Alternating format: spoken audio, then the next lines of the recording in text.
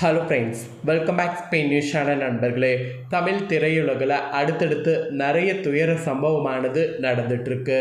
Actually Bharathi Raja இயக்குனர் இறந்தார். அதுக்கப்புறம் பார்த்தீங்கன்னு வச்சுக்கோங்களேன், பாக்கியராஜ் இருந்தார். இப்போ அந்த வரிசையில் தமிழ் திரையுலகில் இன்னொரு அதிர்ச்சிகரமான ஒரு மரணமானது வந்திருக்கு. ஸோ அது யார் அப்படிங்கிறது தெரியும். பாடகி ஜானகி அம்மா தான். அவங்க உடல்நலக்குறைவு காரணமாக நேற்று இரவு பார்த்தீங்கன்னு வச்சுக்கோங்களேன் காலமாயிட்டாங்க. ஸோ அவங்க காலமான செய்தி தான் இப்போ சமூக வலைத்தளங்களில் ரொம்ப வைரலாக பார்த்தீங்கன்னு வச்சுக்கோங்களேன் பரவி வருது. இந்த நிலையில் இவங்களை பற்றிய நிறைய விஷயங்கள் பார்த்தீங்கன்னு வச்சுக்கோங்களேன் இப்போ சமூக வலைத்தளங்களில் வெளியாகி ட்ரெண்டிங் ஆகிட்டுருக்கு. ஆக்சுவலி இவங்க இறந்ததற்கு காரணம் இவங்களுடைய மகன் தான் அப்படிங்கிற மாதிரியும் ஒரு செய்தியானது பரவிட்டு வருது. ஸோ அதை பற்றிய முக்கியமான தகவல்களை தான் இந்த வீடியோவில் சொல்ல போகிறேன். ஸோ முதல்ல பார்த்தீங்கன்னு வச்சுக்கோங்களேன், ஜானகி அம்மாவை பற்றி சில உண்மைகளை உங்களுக்கு சொல்கிறேன். சில உண்மைகளை இந்த வீடியோவில் தெரிஞ்சுக்குங்க. பொதுவாக கோடிக்கணக்கான மக்களின் இதயங்களை தங்களுடைய காந்த குரலால் கட்டி போட்டு வித்தை சிலருக்கு கைவந்ததாக பார்த்தீங்கன்னு வச்சுக்கோங்களேன் இவருக்கு இருந்ததுன்னு சொன்னால் அது உண்மை. அந்த வகையில் இந்திய திரையிசை உலகின் தனக்கென ஒரு பேரரசை நிறுவிய புகழ்பெற்ற பழம்பெரும் பின்னணி பாடகி தான் ஜானகி அம்மா. அவங்களுடைய மறைவு இப்போ ஒட்டுமொத்த இசை உலகையும் ஆழ்த்தி இருக்கு.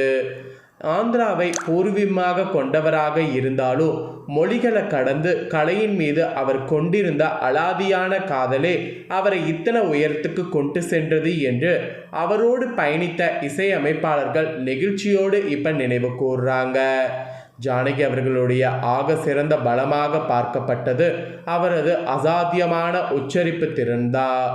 தமிழ், மலையாளம், கன்னடம் என எந்த மொழியில் பாடினாலும் அந்தந்த மாநிலத்தை சேர்ந்தவர்களை வியந்து போகக்கூடிய அளவுக்கு தெளிவான துல்லியமான உச்சரிப்பை கொடுத்து பாடலுக்கு உயிர் கொடுப்பதில் இவர் வல்லவராகவே திகழ்ந்தார்.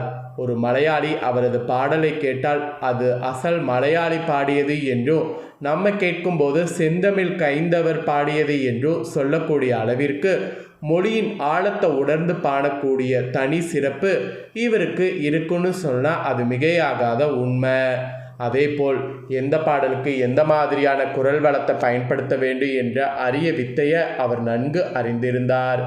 இசையமைப்பாளர் ஷாம் குறிப்பிட்டது போல ஒரு சிறுமியின் மழலை குரல்லையும், துல்லியலான இளம்பெண்ணின் குரலிலும், முதிர்ந்த பெண்ணின் கம்பீர குரல்லையும் தடையின்றி பாடி அசத்தக்கூடிய அசாத்திய குரல் இவருக்கு எப்பயுமே இருந்திருக்கு.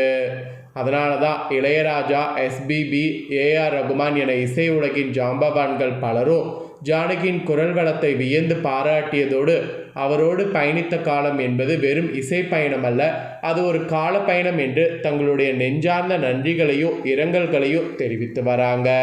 ஸோ தற்போது இந்த விஷயந்தான் சமூக வலைத்தளங்களில் ரொம்ப வைரல் ஆகிட்டுருக்கு.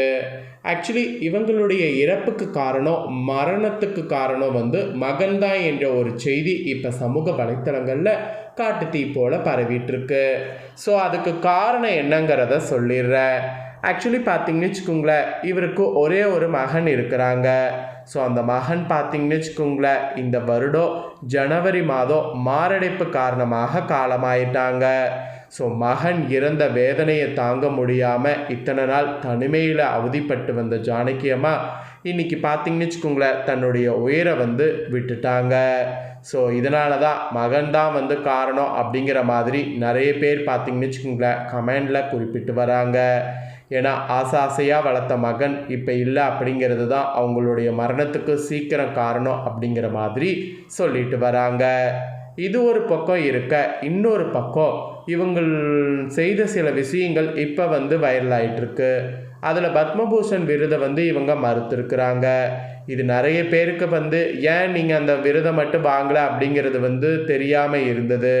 ஸோ அவங்க மறைந்த இந்த நாளில் இதனுடைய உண்மை காரணமும் இப்போ வெளியாகிருக்கு. ஸோ அப்படி என்ன உண்மையான காரணம் அப்படிங்கிறதையும் வாங்க இப்போ பார்க்கலாம். பிரபல பின்னணி பாடகி ஜானகி இவங்க வயது 88. உடல்நலக்குறைவாக தான் நேற்று காலமானாங்க. மெயினாக மன ரீதியாக அவங்க பையன் இல்லைங்கிற வருத்தத்தாலேயே காலமாயிட்டாங்க. எஸ் ஜானகி மறைவால் ஒட்டுமொத்த இந்திய திரையுலகமே ஷாக் கடலில் ஆழ்ந்திருக்குன்னு சொன்னால் மிகையாகாத உண்மை. ஜானகி அம்மா என வெகு மக்களால் அன்பாக அழைக்கப்படக்கூடிய அவர் தென்னிந்தியாவின் நைட்டிங்கேல் என போற்றப்படுகிறார். தமிழ், மலையாளம், கன்னடம், தெலுங்கு, இந்தி, சிங்களம், கொங்கினி, வங்காளி, சமஸ்கிருதம், ஓரியா, குஜராத்தி, துளு, சௌராஷ்டிரா, படுகா, பஞ்சாபி உள்ளிட்ட இந்திய மொழிகளில் மட்டுமின்றி ஆங்கிலம், ஜெர்மன், ஜப்பானிய மொழியிலும் அவர் பாடல் பாடியிருக்கிறார் என்று இவருடைய பெருமையை சொல்லிக்கிட்டே போகலாம். சுமார் 70 ஆண்டு காலமாக திரையுலகின் பேரரசியாக விளங்கி வரக்கூடிய எஸ் ஜானகி திரைப்படங்களுக்காக மட்டுமின்றி தனி ஆல்பம், தொலைக்காட்சி தொடர், வானிலை ஆகியவற்றிற்கு பாடல் பாடியுள்ளார்.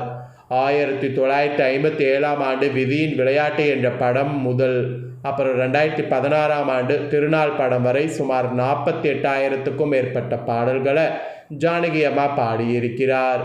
4 தேசிய திரைப்பட விருதுகள், 30க்கும் மேற்பட்ட மாநில அரசின் திரைப்பட விருதுகளை ஜானகி அம்மா பெற்றுள்ளார். இதேபோல் பல விருதுகளை அவர் வென்றிருக்கிறார். இந்த சூழலில் தான் கடந்த 2013 ஆண்டில் ஜானகி அம்மாவுக்கு அப்போதைய ஐக்கிய முற்போக்கு கூட்டணி அரசு பத்மபூஷன் விருதை வழங்க முன்வந்தது.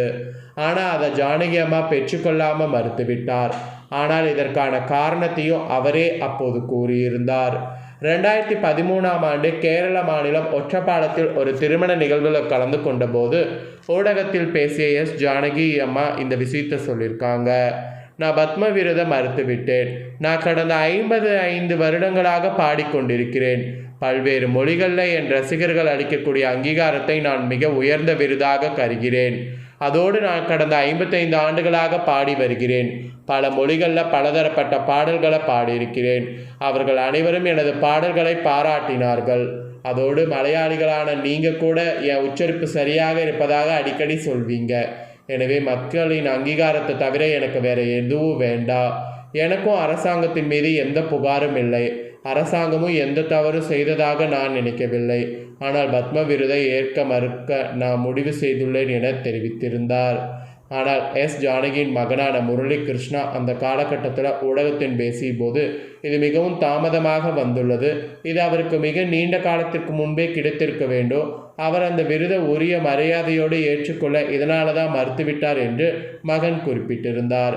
அதேபோல் அவருக்கு விருது வழங்கப்படுவது குறித்து தங்களுக்கு தெரிவிக்கப்படவில்லை என்றோ வேறு யாரோ ஒருவரின் மூலமாகவே தங்களுக்கு அதை பற்றி தெரிந்தது என்றோ அவர் கூறியிருந்தார். எஸ் ஜானகியின் மகன் முரளி கிருஷ்ணா இந்த ஆண்டு கடந்த ஜனவரி 22 உயிரிழந்தது குறிப்பிடத்தக்கது. அவருடைய இழப்பு தாங்க முடியாமல் தனிமையில் வந்த ஜானகி அம்மாவும் இயற்கை எழுதிட்டாங்க. ஸோ இவங்களுடைய ஆத்மா பிரார்த்தனை அடையணும், இவங்களுடைய ஆத்மா நல்லபடியாக இறைவன் அருளை பெறணும் அப்படின்னு சொல்லி நம்ம பிரார்த்தனை பண்ணிக்கலாம். ஸோ இந்த நியூஸை உங்கள் ஃப்ரெண்ட்ஸ் ஃபேமிலிக்கும் ஷேர் பண்ணுங்கள். உங்கள் ஃப்ரெண்ட்ஸ் ஃபேமிலியில் இருக்கவங்களும் பார்க்கட்டும். இதே போல் புதிய நியூஸை தெரிந்து கொள்ள மறக்காமல் நம்ம சேனலை சப்ஸ்கிரைப் பண்ணுங்கள். கூட பெல் பண்ண ப்ரெஸ் பண்ணுங்கள். ஃபஸ்ட் டைம் பார்க்குறவங்க அதை நீங்கள் பண்ணிட்டீங்கன்னா இனி நான் போகிற மாற்ற அப்டேட்டான எல்லா நியூஸும் உடனுக்குடனே தெரிந்து கொள்ளலாம். சப்ஸ்கிரைப் பண்ணுங்கள், பெல் பண்ண ப்ரெஸ் பண்ணுங்கள். நெக்ஸ்ட்டு சுவாரஸ்யமாக இதே போல் வேறொரு நியூஸில் சந்திக்கிறேன். சப்ஸ்கிரைப் பண்ணி பெல் பண்ண ப்ரெஸ் பண்ணிங்கன்னா மட்டும்தான் நான் போடுற நியூஸை எல்லாமே உடனுக்குடனே தெரிஞ்சுக்க முடியும். ஸோ நம்ம சேனல் பிடிச்சிருந்ததுன்னா மறக்காமல் அதை பண்ணி சப்போர்ட் பண்ணுங்கள். நெக்ஸ்ட்டு சுவாரஸ்யமாக வேறொரு நியூஸில் சந்திக்கிறேன். நன்றி, வணக்கம்.